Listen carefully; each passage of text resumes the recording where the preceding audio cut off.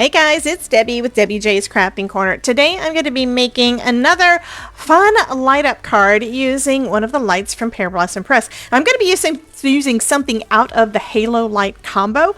This is a really cool, economical way to get your lights because not only do you get the Halo light, but you also get 4 of the OneLights. So that's what I'm going to be using today. I'm going to be using one of the OneLights. So this is what one of the OneLights looks like. They look a little bit different than when you get them just in the standard packaging. That's so that they could use at the circuit board pieces there. Amanda was awesome and came up with that idea. I've got a battery here. I'm going to pop that in just to show y'all. So we have the plus side facing up. You slide that in and you just press the button. I'm going to cover up the light so it doesn't blind you. But you can see when I press the button, it lights up. So this is going to be super fun. What I'm going to do though, in addition, is I'm going to add that to some new things from Simon Hurley. This is one of his new 3D embossing folders that work perfectly in the new Simon Hurley Scout. So I'm going to be using those today for this. But first, I want to have a colorful background, so I'm going to do a little bit of ink blending. Okay, so I've got my Misty out because it's got one of the waffle flower sticky grids in there, and I'm just going to place my paper right in the middle of that. And I'm using some big brushes and my Simon Hurley ink. I'm only going to use 3 colors to kind of show that you don't need a ton of colors to add some really colorful looks to your paper. Starting off with the yellow, it's always better to go lighter to darker just to be on the safe side so you don't get things in the wrong spot. And you can always go darker, but you can't really go lighter. And I'm just gonna add a little bit of yellow down, not really paying much attention to where I'm putting it. And then I'm gonna come in with some red, and we're gonna do a little blending and create an orange because yellow and red make orange.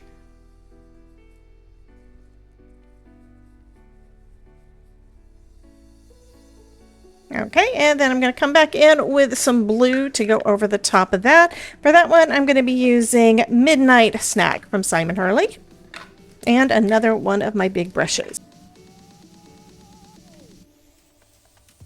So where it goes over the yellow, it's going to turn a little bit green, and where it goes over the red, it's going to turn a little bit purple.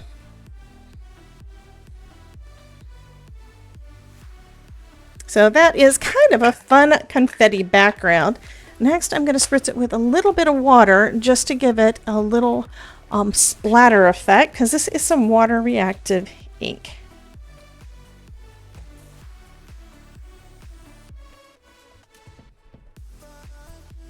Okay, I think that looks pretty good. And since we did add some water on there, I'm going to just heat that with my heat tool to dry it up a little bit. There we go. Now I need to decide, where do I want to cut this? Because you probably noticed this is a little bit wider than what my embossing folder is, right? So I'm not going to be able to do the whole thing. Plus, this is not going to fit through the Scout. The Scout has a smaller platform. So I'm just going to cut this down. And I can cut it down to, I'm going to go ahead and go with the 3 inches. But I want to kind of keep that big center section there, so I'm going to just trim off a little off at each side and get it down to 3 inches. Okay, and now we're going to put this through our embossing folder. So I've got my little Scout here, and I've got the platform base. And on the instructions here, on all of the platforms, it tells you what you need to do. So on the platform top, let me grab that real quick. On the platform top, it tells you how to do your embossing. So here we have the standard embossing folder, and then we've got the 3D, and this is what I'm using here. It's a 3D, so it says we need to use just the base, the embossing folder with your card inside, and the platform, their adapter plate D. So I've got that out too. I'll take the platform base, put it off to the side, and we're going to go ahead and just run this little guy through just like we would on our big machine.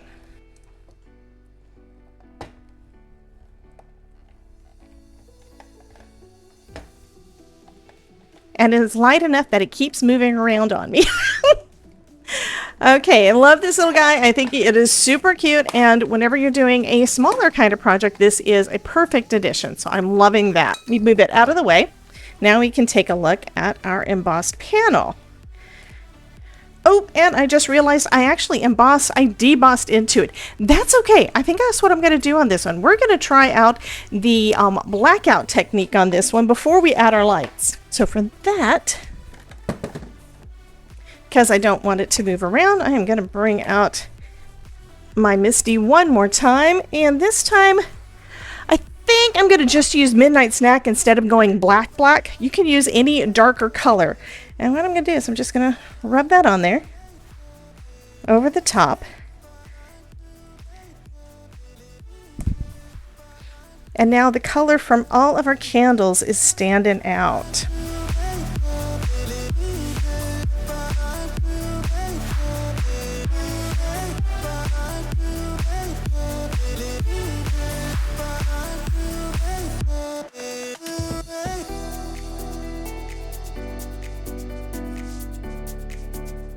I keep finding some places that I want to be a little bit darker, so I'm just adding more and more ink down.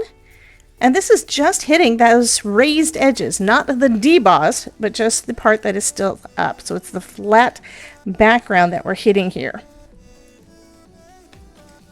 There we go. I think this is going to make for a really fun background. Next, we're going to start putting on our light. So I've decided I want it to be the one in the center, and I've pulled out one of my Pear Blossom Press EZLight templates that I've created. You can get this down below if you're interested. And I made a modification to the one that's for the EZLight because this is basically shaped the same as the EZLight, except it's a little bit longer. So I'm going to use this template for that, and I want the light to go right behind my candle there. Okay, so it's going to go right behind the candle, and then I can have the button here. Of course, we need to have it on the back, so that's what I'm going to do. So I'm going to go ahead and put that into place behind that center candle, and then use my pencil to just draw a dot where those are going to be. Okay, so that is where my light mechanism is going to go. And yeah, that's going to be fine. So now I can adhere this to the back of our paper here, and I'm going to just use some double-sided adhesive for that. Just adding a couple of strips of double-sided tape to the back of the mechanism, actually to the metal piece there. And then I can just burnish that down. Before we actually adhere it, though, we should probably check and make sure that this is what I was thinking of. So I'm going to put it in the place behind it and just do a quick test. And it is lighting up that center candle. Fabulous. Also going to poke a hole through. I'm going to go actually through the middle. Let's go through the bottom of our candle there. So now it's going to make it so that more light can show through. Line it up again just to do a test. And that's nice and bright right behind our candle there. Okay, so burnishing this down. I always burnish down my double-sided tape just to be on the safe side and make sure that it has a chance to adhere really well. And then we can place this on the back of our card here, lining up our light with that top hole.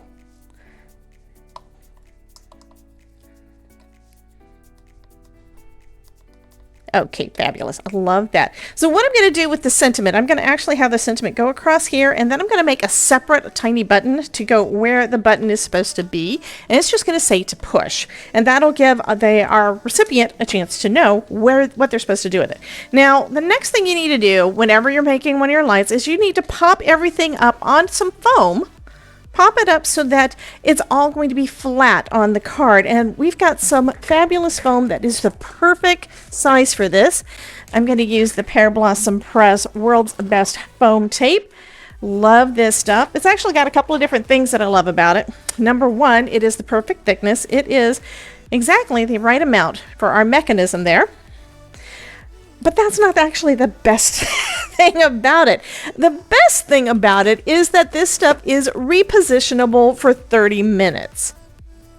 So first, it's the right thickness.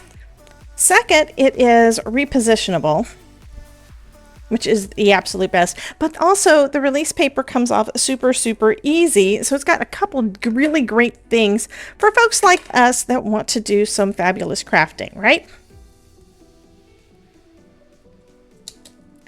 And decided I wanted to move that down a little bit, so I'm just going to pull it right off and put my tape back down where I want it.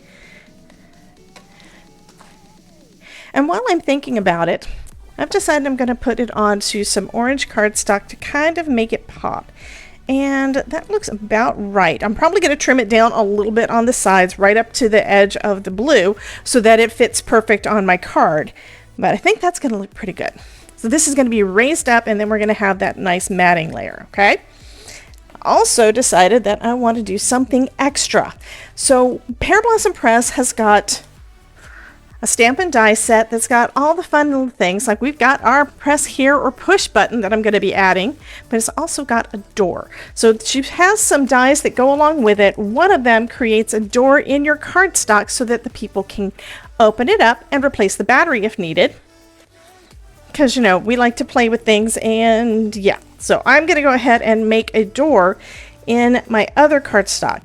Now to do that, because this is bigger, I kind of sort of need to get out my bigger die cutting machine.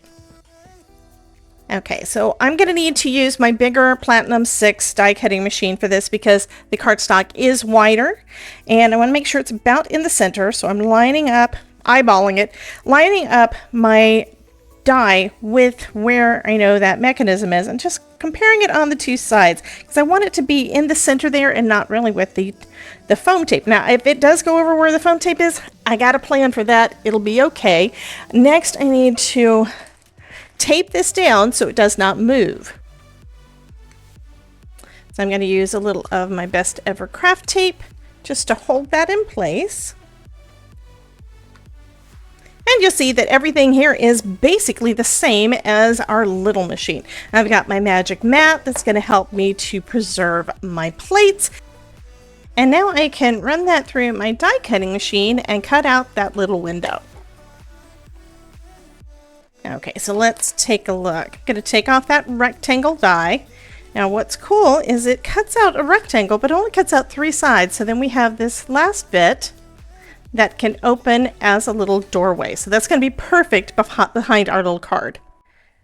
So I want to have a little bit more tape on here. I want to make sure everything is nice and flush. I don't want to have any saggy middles. So I'm putting it over our background, and I am going to basically just put a little bit more tape to the sides. Now again, if I mess up, that's okay because I can remove those. But this is about where I want my tape to be positioned. Okay, let's go ahead and get this put in place. Like I said, the release paper comes off super easy. I always have trouble with foam tape. I love my foam. Foam is life, but the release paper on a lot of them is really difficult to pop off. But this one, even with my gel nails, with my dip nails, I can still get that done. So I'm going to go ahead and place this down right into the center there. I think I'm going to line it up with the edge here to make sure it is lined up right, and then I can just trim off the excess. I'm not really worried too much about if it's going to be exactly in the center because I figure I'm going to trim my panel down a little bit anyway. Okay, so let's see how the door did. Okay, so for the door, we do have a little bit extra there, so I'm going to peel this off a little bit.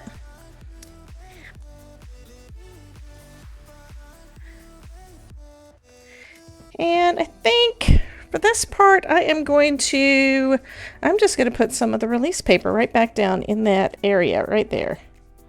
Right about there. So it's going to be through that doorway.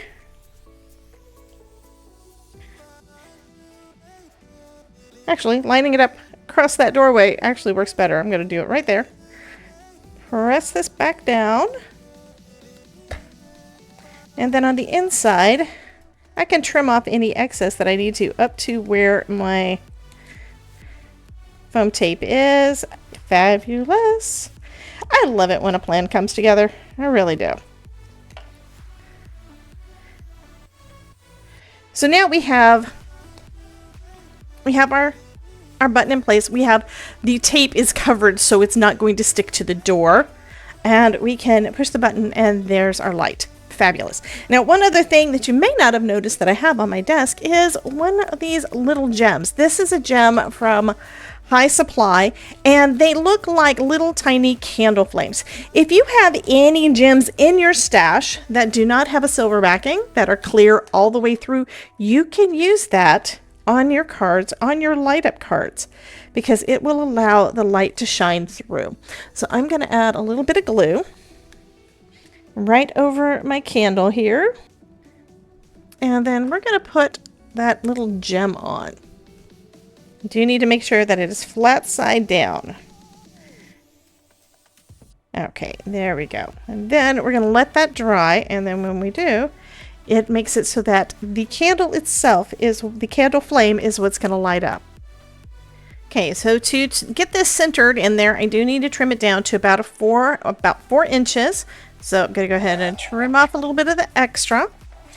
And now we can put this down onto our card base. Okay, I don't know if you guys caught my mistake or not, but if I want this to go down onto my card base, don't I need a door in my card base too? So here's what I'm going to do. I am going to mark this with pencil, so I know right where this needs to go back on. And since this is some repositionable tape, I'm going to take the matting layer off. Now, because I'm bending things, it is going to make my card matting layer, it is going to make that kind of warp a little bit, but it's okay because it isn't ripping anywhere. I did not mean to give you guys a demo of that, but I'm glad that I did. So you can see, no tears anywhere. And now I can draw this on here. And that's where I'm going to position my new door. And I'm going to make sure that I have it with the part that does not cut towards the top like it is on here.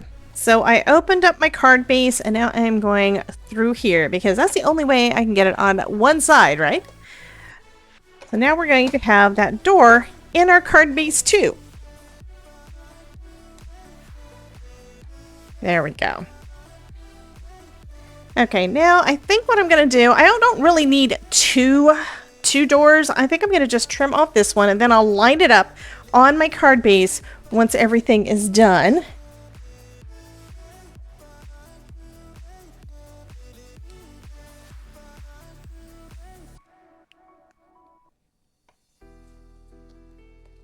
And our mechanism is still in that doorway.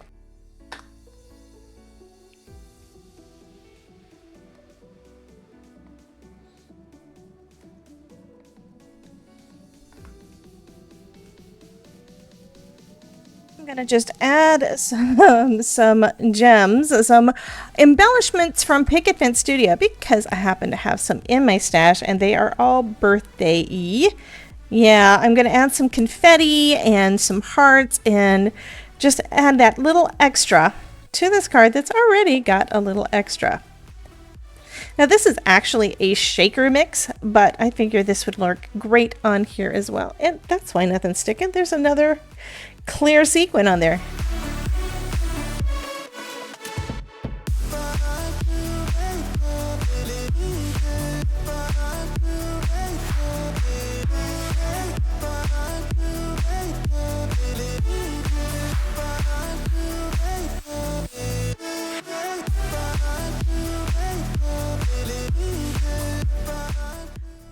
So that is going to finish up this. This is actually a pretty easy card and using a bunch of stuff I hadn't really thought about adding to a card. So an embossed background, lots of shaker bits. Anyway, this thing is super adorable. And when you push the button, it lights up. I think this would make anybody's happy birthday. Anyway, you guys have a great day and I will catch you in the next video. Bye guys.